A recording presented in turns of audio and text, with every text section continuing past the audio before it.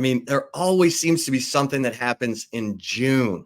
Right. I mean, I Right. think back to 2010 when, the Pac-10 tried to pull 6 schools from the Big 12, and that was in June. Yep. And then 3 years ago, in June, we find out Texas and Oklahoma are headed to the SEC. And of course, this June, you've got the Jim Schlossnagle. A&M's Schloss is Texas's gain.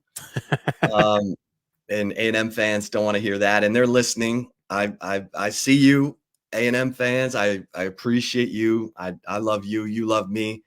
And I feel for A&M fans who woke up today and are like, or found out yesterday, is this really happening? Oh my God, yes, it's really happening. And I guess Fozzy will start there because Jim Schlossnagle was introduced today at the University of Texas. All the other coaches were there. There was balloons and soft drinks. It was like a party, like a birthday party kind of. But he, stepped to the podium and, one of the first, I mean, he talked about the excitement of the job, but he did apologize to the young Tex Ags reporter who asked him the question Monday night about the speculation with the Texas job opening, and Schloss, saying that's a selfish question, and he apologized. I mean, he said, I did not answer that the right way. And he pointed out that the reporter is a young reporter, and he apologized twice. And I think when it came down to it, he said, you can't control the timing of things. He said, I had no idea, the Texas baseball job was going to come open. And yes, Chris Del Conte is a very close friend. I mean, and I don't think that can be understated. Or overstated. These two have been friends. They talk all the time. Right. And people were like, when did this start? Oh, well, how long have they've been talking forever about this? Like, ever since Del Conte was, and I do find this funny as I interrupt my own train of thought. Texas did want Jim Schlossnagle. They wanted him in 2017. Right. And it was Chris Del Conte who rushed over to his buddy Schlossnagle and said, hey, we're going to give you a new contract. And then as soon as Schloss signed that contract, Del Conte took a picture with Schloss with the contract saying, he's our man. Mm-hmm. And now it's Chris Del Conte making sure that, his buddy Jim Schlossnagle at least had the opportunity to say yay or nay about the Texas job. And I don't think there was anything, devious about this. I think it was, once Chris Del Conte knew he needed to make a change, there's no doubt in my mind, he reached out to Schloss and said, what do you think?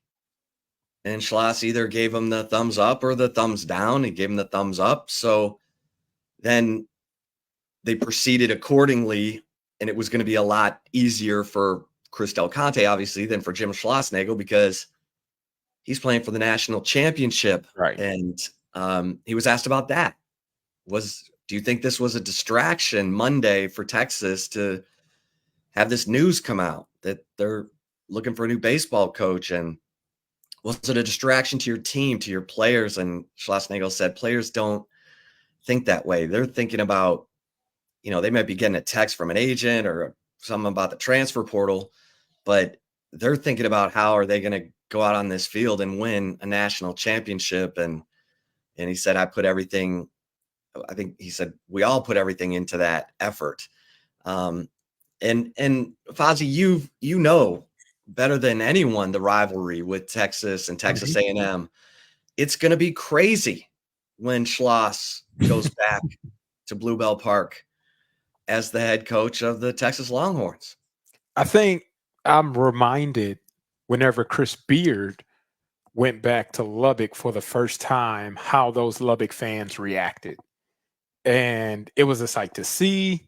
If you followed along and you watched it on TV, like you saw how many people were at the stadium before the buses could even get in there.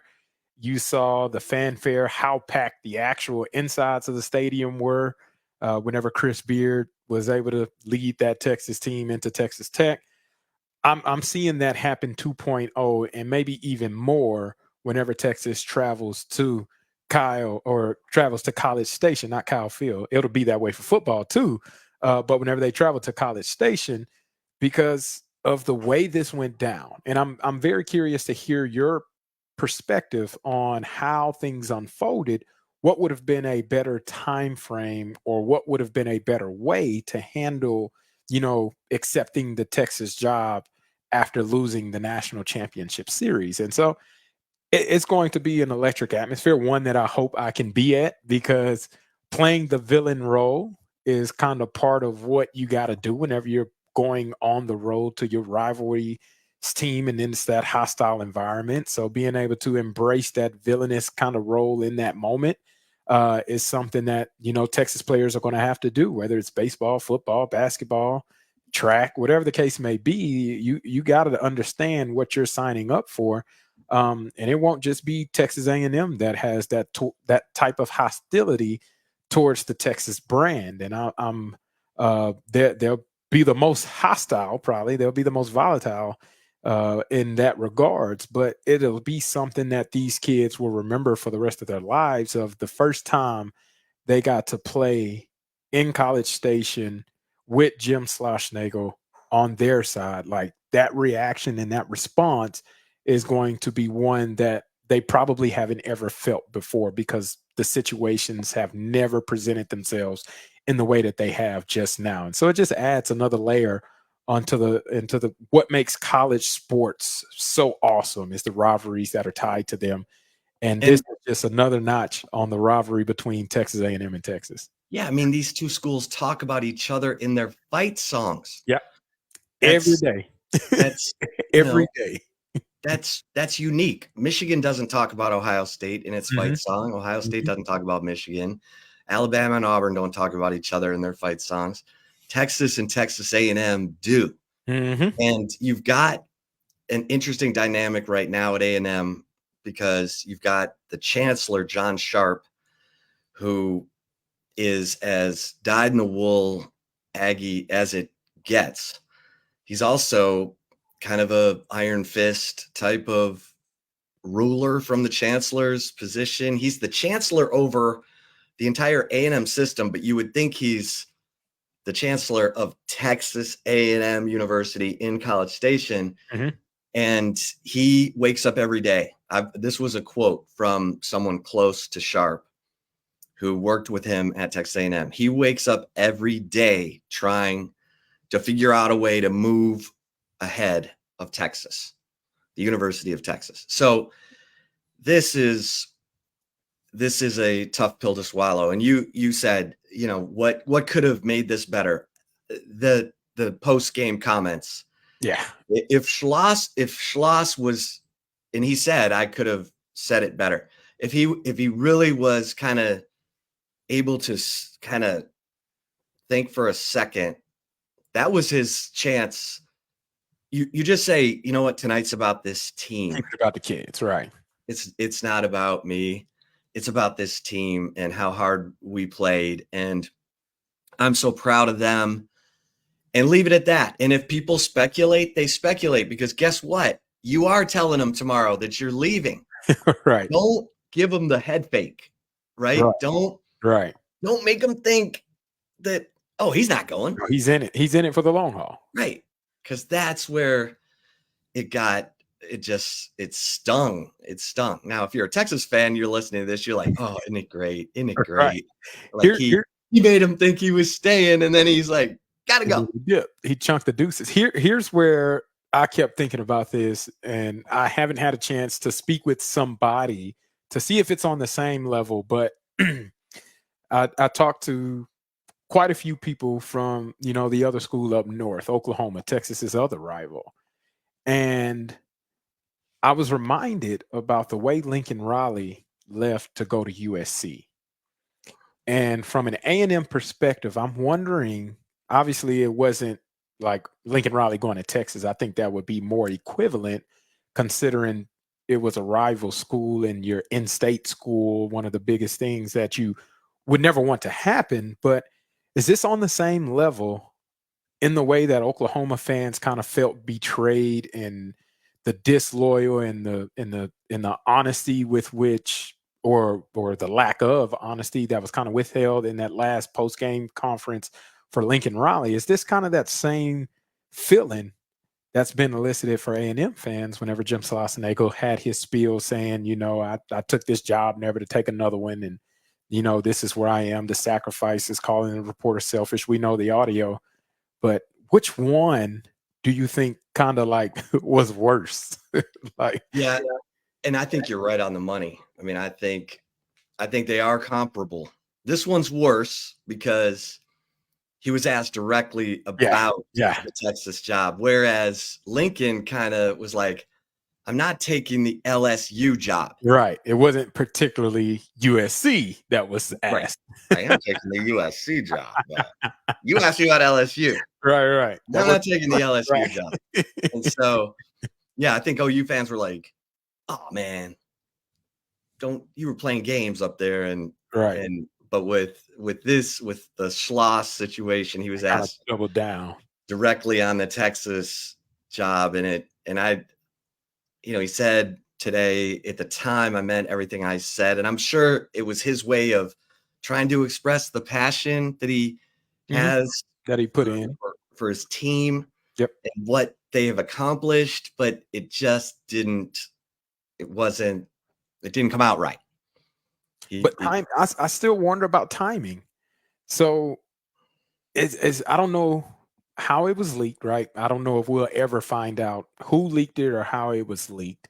If it was from within Texas, or if it was somebody that's a third party associated with whatever news affiliate or media outlet. But do you think the intentions of like Chris Del Conte were to be able to say, hey, as soon as the season is over, whenever that is, we're going to announce you as the head coach? It just so happened that A&M made it into the College World Series because I figure these things were done well before the championship series took place. Was that the goal, or would it have maybe been pushed back depending on circumstances? What's your thought? Here's the deal, Foz. The transfer portal closes. That's true. July 2nd. Yep. Which is Tuesday. Yep. And so the timing, no time to waste.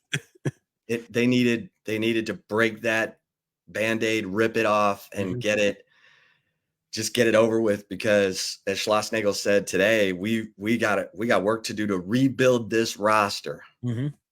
And I know for a fact that Texas is all over the portal, and Texas was trying to tell kids in the portal, sit tight, and there are some talented players in there. And I saw also Jace Laviolette and Caden Kent, both are in the portal from A&M. So it's just took the words out of my mouth, because they're coming to Texas. Right. So it's that's what I've been told. Yep. So and those were the players he met with yesterday. He met with the players that had eligibility remaining, who he wanted to explain to them what was going on, why this move could happen. At that time, he was saying, I have a decision to make. And I think Schlossnagle did a good enough job of explaining himself that those guys want to follow him. So that I'll be shocked if those guys don't end up on the Texas roster. So yeah, because I was told the best players are coming. So, but I think that's the timing. The timing had to happen immediately because the portal closes July 2nd. Now it will extend when you have a coaching change. It extends, I think, another 10 days or so, maybe 2 weeks, but I need to double check that. But that I think was the timing, and people, fans are gonna, as Sean Adams always used to say, fan is short for fanatic, Right. and they don't think in common sense terms. They think with their passion and with their desire, and so it is tough. I can't remember a situation like this.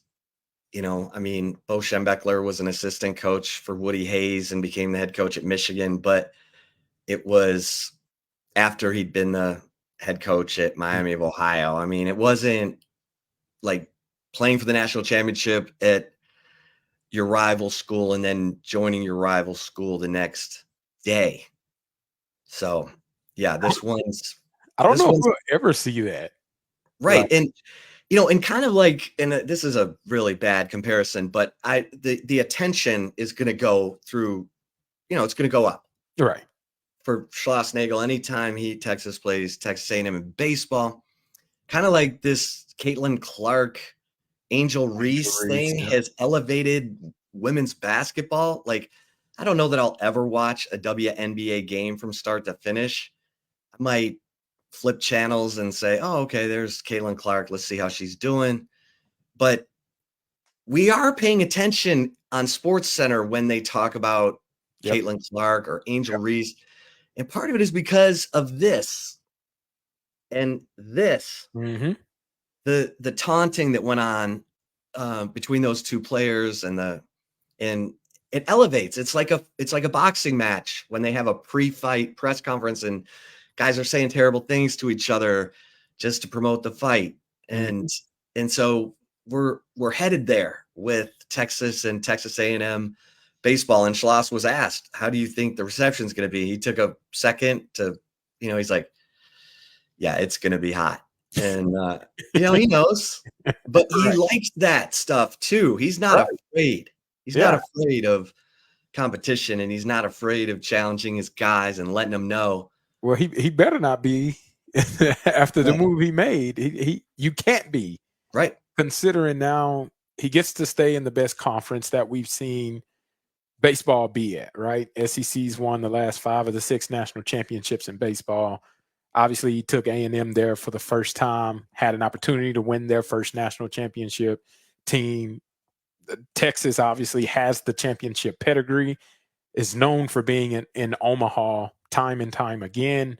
David Pierce did a pretty solid job of getting Texas there, just not getting over the hump consistently was the fault, and the reason why CDC probably said, hey, we need to take the next step to get to the next level.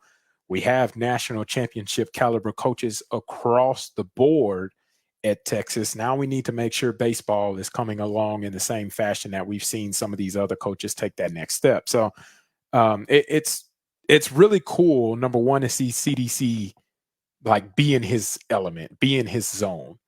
It defines a greater appreciation that I have for what he's been able to do, because being at Texas, right? I played at Texas from 7 through 11, so I've seen some of the things that have happened then, and then following the program ever since I was there all the way to now. There hasn't been an athletic director that has done the things that CDC has done in this amount of time. And it hasn't been like CDC's been here since 2000. No, Right. he's Since 17. still fairly fresh, if you ask me. And the moves, the additions to all the stadiums, the renovations, the coaching hires, what he's put into each pregame, Bevo Boulevard, Longhorn city limits, like even this weekend, June 30th, the SEC celebration, like all of these things had not been done prior to his arrival. Do you think Steve Patterson could have gotten Pitbull to come to the It makes me laugh, not from a standpoint that he couldn't have got him, but I can't see them like talking to each other just in general, like having a conversation about even possibly thinking about coming to Texas. Now, money does talk, and that would have been the persuading factor. But CDC swag versus Steve Patterson's swag is completely different. They are night and day.